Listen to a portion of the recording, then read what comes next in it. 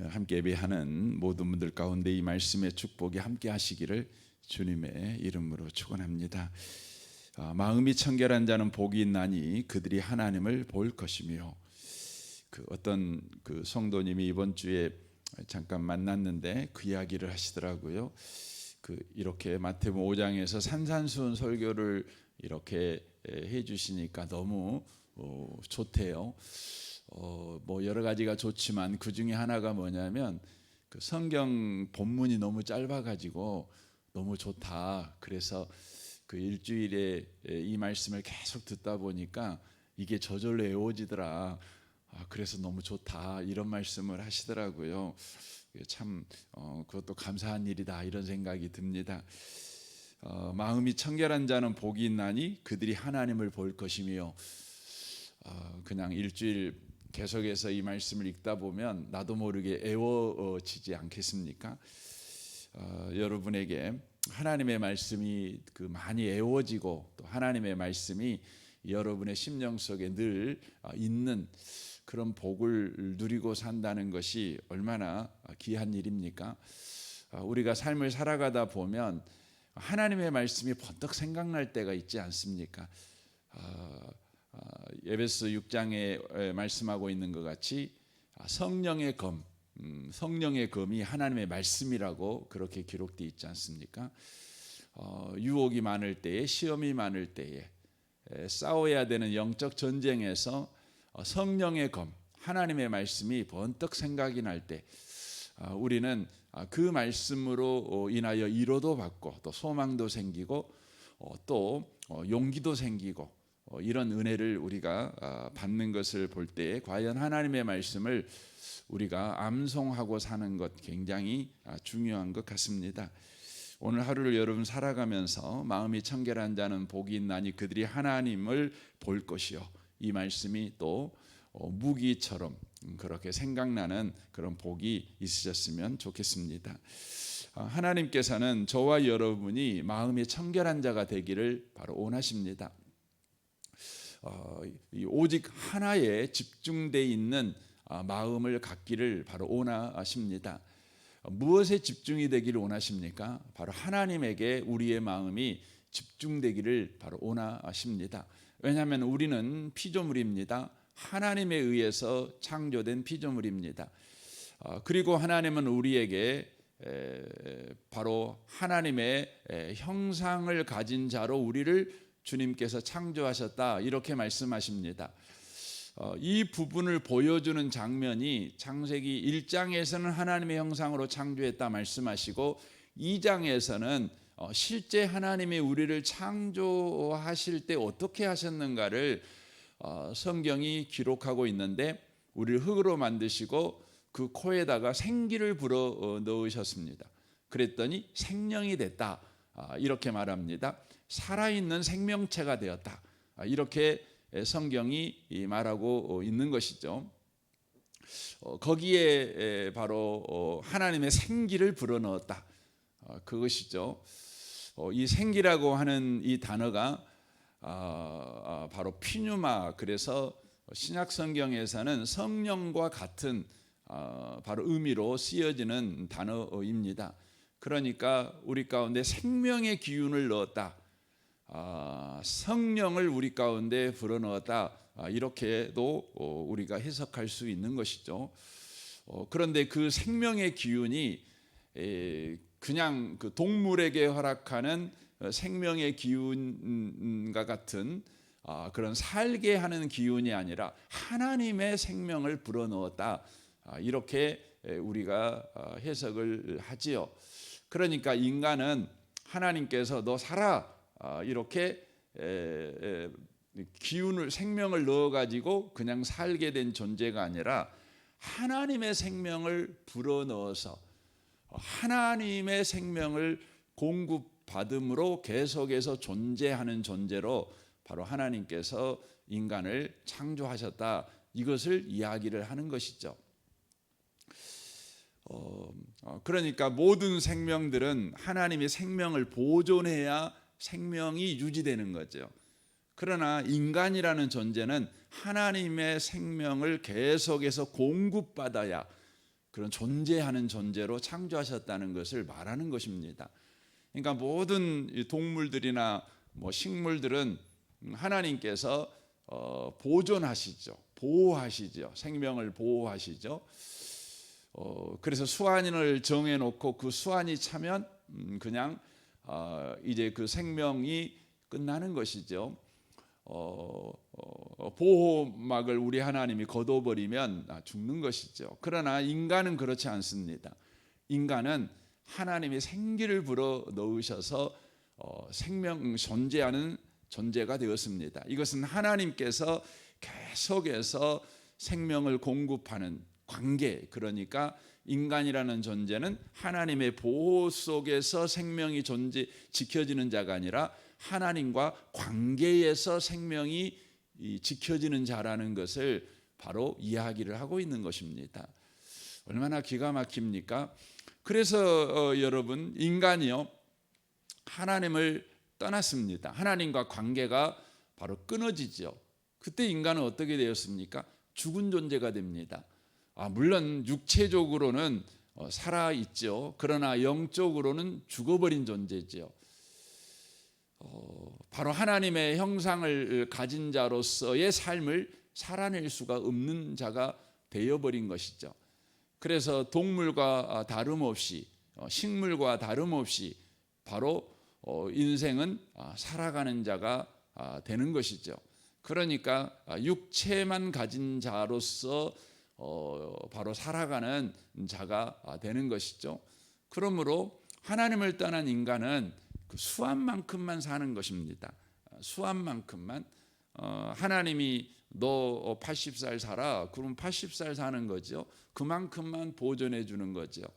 그러나 하나님과 관계가 살아있는 사람은 어떻게 사는 겁니까? 영생하는 것입니다. 영원히 사는 것입니다. 왜냐하면 하나님께서 계속해서 관계 속에서 하나님의 생명을 바로 불어 넣어주기 때문에 그렇습니다.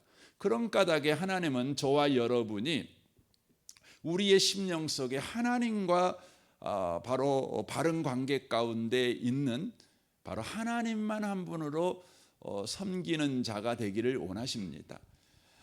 이것을 잘 표현해 주고 있는 것이 뭐냐면, 하나님은 우리와 관계를 어떻게 정하셨냐면 바로 남편과 아내의 관계다, 이렇게 관계 설정을 우리 하나님이 하셨습니다. 부부 관계라는 것이죠. 그래서 여러분 그 구약의 그 선지서를 여러분 읽어보시면 거기에서 하나님은 계속해서 무엇을 말하냐면 하나님이 우리 남편이 되고 우리는 그분의 아내라는 것을 이야기를 합니다. 특별히 이사야서, 에레미야서, 에스겔서가 그것을 강조하고 또 소선지서가 그것을 바로 강조하고 있음을 알 수가 있습니다. 여러분, 부부관계에서는 오직 한 마음만 요구받는 것이죠. 그렇죠. 한 마음만 요구받는 것입니다. 이게 부부관계죠. 남편의 마음에 아내만 있어야 되고 아내의 마음에는 남편만 있어야 되는 것이죠.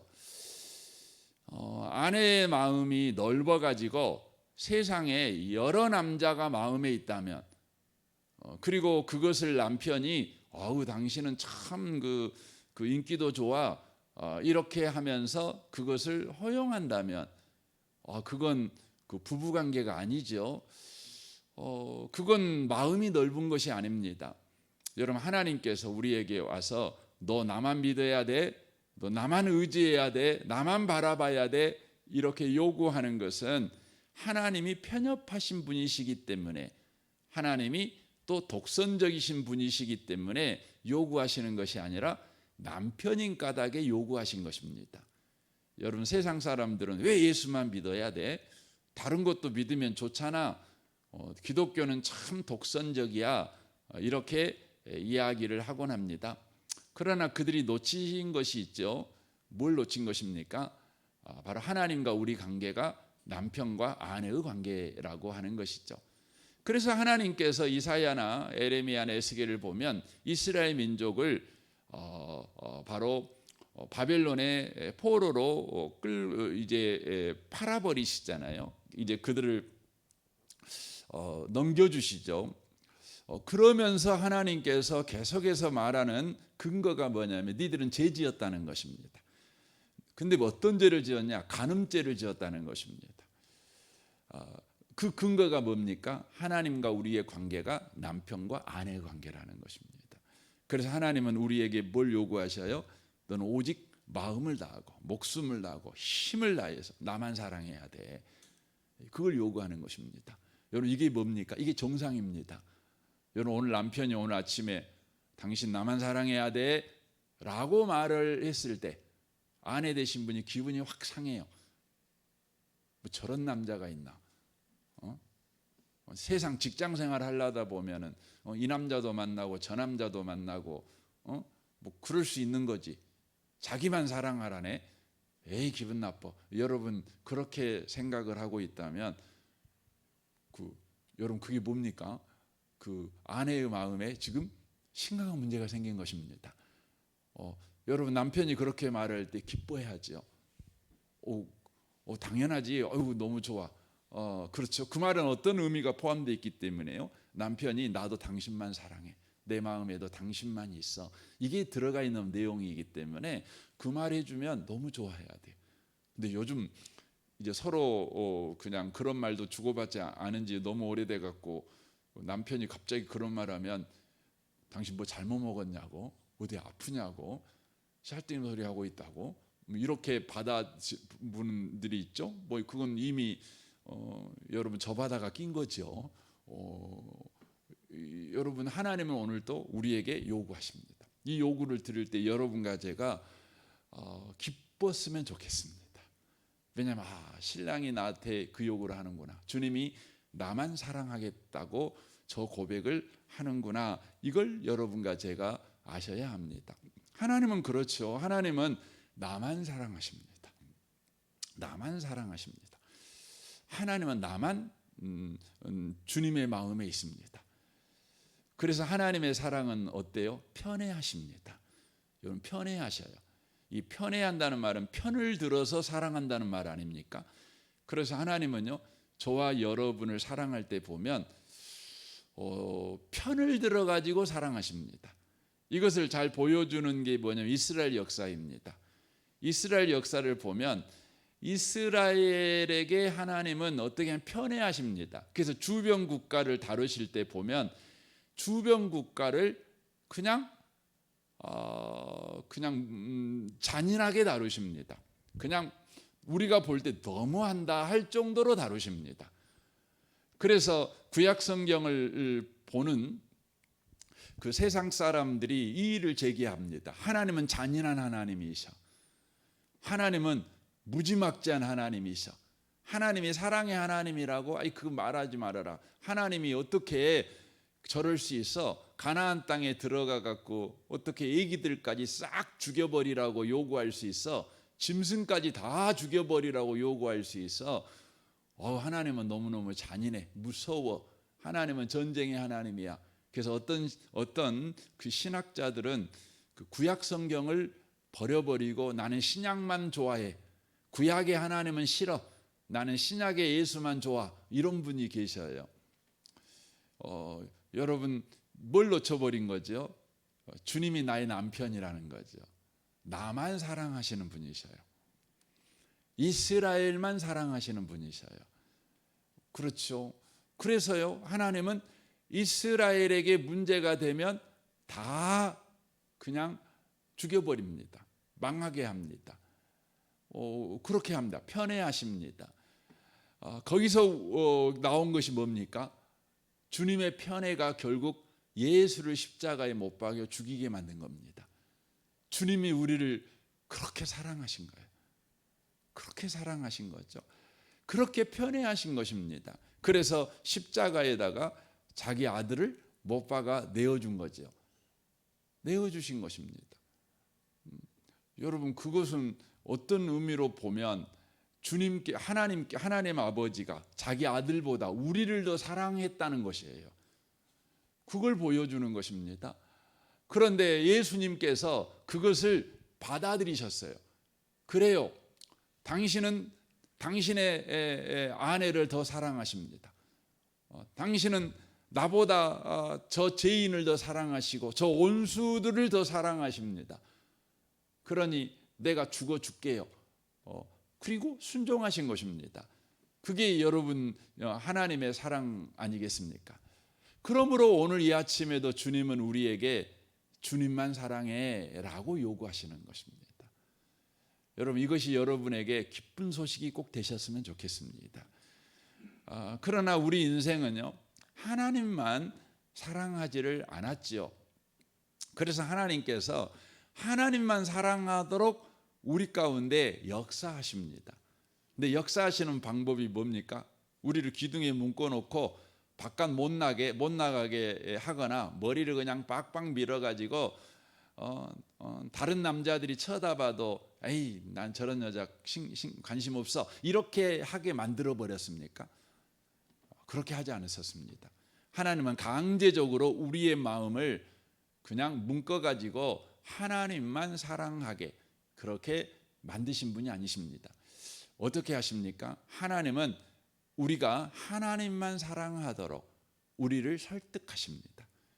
하나님만 사랑하도록, 하나님만 사랑하는 것이 맞아, 하나님만 사랑하는 것이 내 인생에서 가장 복된 일이야 라는 것을 납득시키는 바로 일을 하신 것입니다. 이게 뭡니까? 이게 인류 역사입니다. 그래서 여러분, 베드로전서에 그렇게 돼 있어요. 하나님께서 우리에게 약속하셨죠. 얼른 내가 예수를 이 땅에 다시 보내서 이제 역사를 완성해 버릴 거야. 역사의 완성이 뭐냐면 이게 종말입니다. 여러분, 종말이라는 말은 인류 역사를, 이제 역사를 끝내버린다는 의미가 아니라 역사를 완성한다는 거예요. 이 죄가 바로 그 세력을 가지고, 사망의 세력을 가지고 여전하게 이 세상의 지배권을 행사하는 이 세상을 우리 예수님께서 십자가에서 그 머리를 깨버리시고 이제 예수가 왕이 되셨잖아요. 그런데 이제 마지막 때에, 마지막까지 이 마귀가 자기 때가 얼마 남지 않았다는 걸 알고 막 역사하죠. 그러니까 어제 제가 말씀을 드렸잖아요. 어제인가요? 제가 수요일인가요? 제가 그분이 정확하게 안 나네요. 그 예수님께서 이 땅에 오셨습니다. 그 십자가에 죽으셨죠. 그런데 예수가 이 땅에 오실 때 무슨 일이 일어났냐면 하나님 그 보좌에서 그 보좌에 갖고 늘 그 참소하던 그 마귀가 어떻게 돼서 땅에 떨어졌어요. 땅에 떨어진 거예요. 이제 더 이상 마귀는요, 하나님의 보좌에 가서 참소할 수가 없어요. 그래서 그는 어떻게 합니까? 이 땅에 떨어져 가지고 이 땅에서 이제 자기 때가 얼마 남지 않은 까닭에 한 명이라도 더 유혹하고 한 명이라도 더 불신앙을 갖게 만들도록 역사하죠. 그러니까 하늘에서 떨어졌다는 게 뭐냐면 마귀 머리가 깨졌다는 것입니다. 깨진 것입니다. 이것이 십자가에서 바로 깨진 거죠. 이것이 예수의 부활로 완성된 것 아니겠습니까? 그리고 이제 예수님이 하늘로 올라가셨죠. 그리고 이제 이 땅에서 예수님은 당신의 몸인 교회를 통해서 이 땅을 통치하고 계십니다. 그런데 이 땅에 떨어진 이 마귀가 계속해서 역사하는 것 아니겠습니까? 역사하는 것이죠. 그러나 이제 예수께서 다시 재림하심으로 이제 완전하게 마귀를 이에서 예비해 놓은 저 무저갱의 마귀를 이제 던져버릴 것입니다. 가둬버릴 것입니다. 이 일을 하나님께서 약속하셨는데 이 일을 자꾸만 늦추시는 것 같은 느낌이 듭니다. 예수님께서 하늘로 올라가시자 이제 초대교회가 성령이 내려와 시작되지 않습니까? 그때 초대교회는요 곧바로 뭘 믿었냐면 예수님이 바로 오실 줄 알았습니다. 근데 예수님이 안 오는 겁니다. 그래서 데살로니가서를 읽어보면 데살로니가 교회 성도들은 예수님이 곧 올 줄 알고요, 가정도 버리고 직장도 버리고, 예수님이 오면 뭐 직장이 뭔 소용이 있겠냐, 가정이 뭔 소용이 있겠냐, 내일 예수님 온다는데, 이렇게 신앙생활을 했어요. 그러나 100년이 지나고 심지어 1000년이 지나고 1500년이 지나고 저와 여러분들은 지금 2000년이 지났는데도 예수님이 안 오시는 거예요.